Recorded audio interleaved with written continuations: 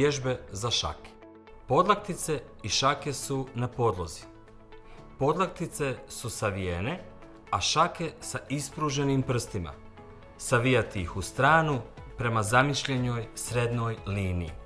Ponoviti vježbu 10 puta.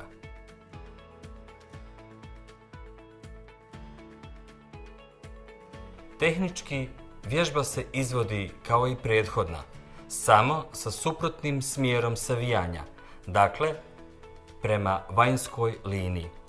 Ponoviti vježbu također 10 puta.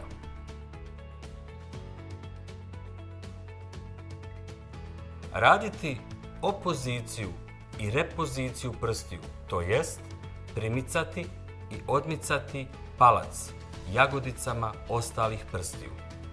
Vježbu ponoviti 10 puta.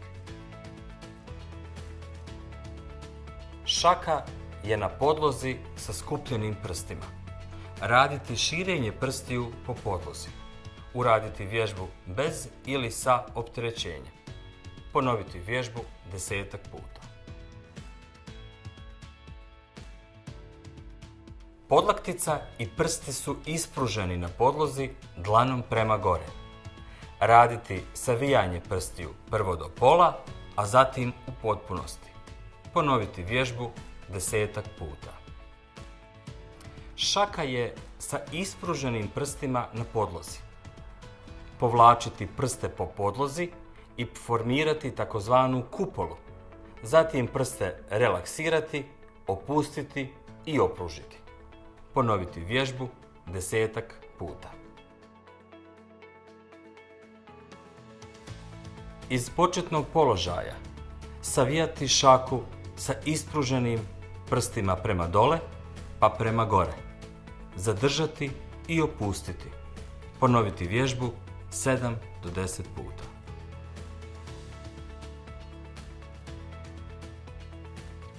Savijati prste uz opterećenje koje dolazi od strane nekog aparata, na primjer aparatića Digitiflexi. Ovo je vježba sa opterećenjem i može se izvoditi 7 do 10 puta. Dexalgin. Stavite tačku na bol. Prije upotrebe pažljivo pročitati uputstvo o lijeku. Za obavijesti o indikacijama, mjerama opreza i neželjenim dejstvima lijeka posavitujte se sa ljekarom ili farmaceutom.